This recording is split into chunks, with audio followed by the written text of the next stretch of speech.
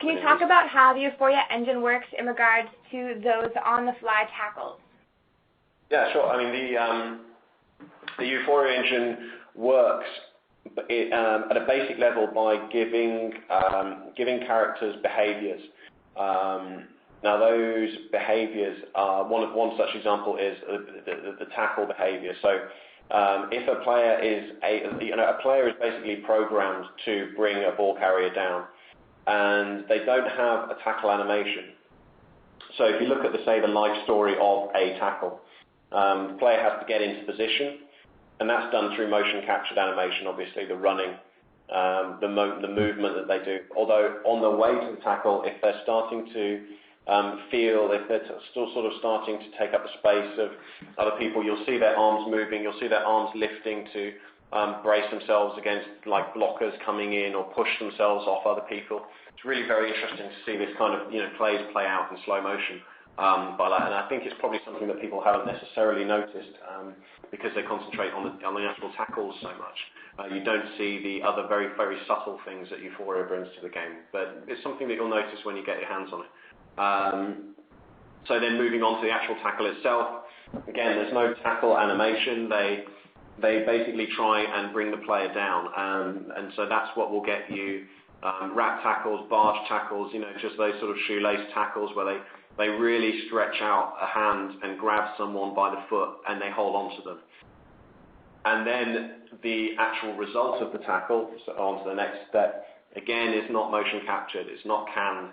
It's totally live, it's totally dynamic, and it's totally based on complete and full body simulation. So you'll see players struggling to get free of tackles. If someone gets absolutely hit, if someone gets pounded from the wrong direction and they don't see the hit coming, you'll see their legs flicking out, you'll see their spine bending, you'll see their head flying back. It's all very, very realistic, and it's not in any way relying on any kind of motion capture data. So it's one of those things that you never know the outcome of a tackle until it's finished. It's not one of those things where you'll see a tackle happening and you know how it's going to finish because you've seen the start of the animation, a dozen times already. Given EA's hold on the NFL license, are there any worries about people ultimately not picking up the game because it lacks those known teams and players? I think I would be lying if I said I don't believe that there are people that will think like that.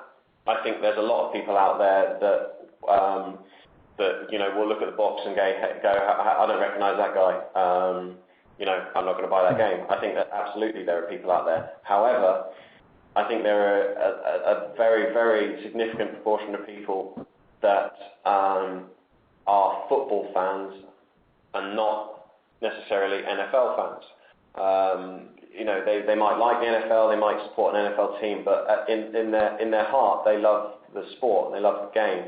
And I think a lot of it will spread through word of mouth. A lot of people will talk about this game with their friends and pass on that it's something very different.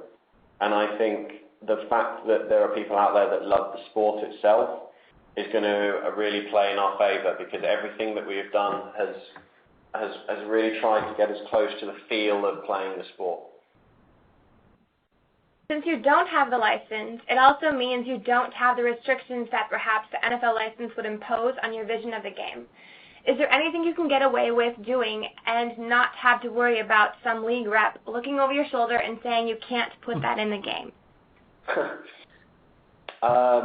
I guess, I don't know who asked that question, but I guess it's probably alluding to things like, say, the stuff that like sort of Blitz did with like drug taking and, broken bones and, all that kind of thing. Or maybe the sort of more over-the-top stuff. And as I say, we were never looking to do that kind of real sort of arcade romp, like crazy, over-the-top action. But I guess, maybe we wouldn't have had the flexibility to design it. I think it's pretty obvious to say we wouldn't necessarily have had the flexibility to design a league structure in the way that we've designed Road to Backbreaker. If it doesn't fit in with that with the actual sort of NFL structure, then I'm not sure how interested they'd have been in that being in the game. And to me, that's one of the most exciting things about our game, and the way, and I think people really lose themselves in that mode. So I would have worried about not being able to put that in. How does a new entrant in the football category compete with the 8,000-pound gorilla in the room that is Madden? That's very specific, 8,000 pounds. I think, again, it's to try and do something different. We'd be fools if we didn't think that we were competing, but at the same time, we're not putting out a direct competitor.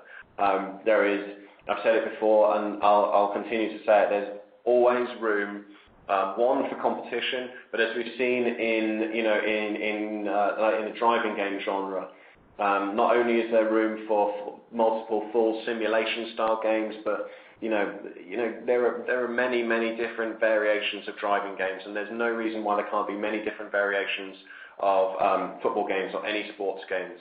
I think it would do everyone a disservice if everybody just gave up making football games.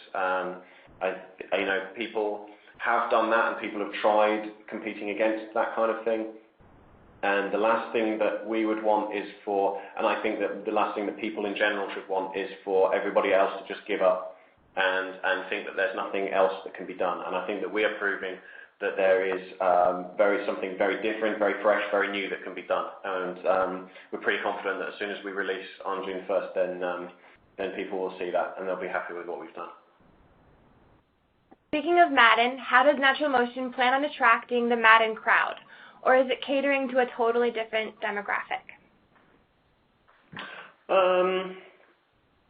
I think we're not catering to a totally different demographic. We're catering to football fans, and we will appeal to football fans by creating a game that serves football well, and promoting the game, marketing the game to them very well, explaining what the game does.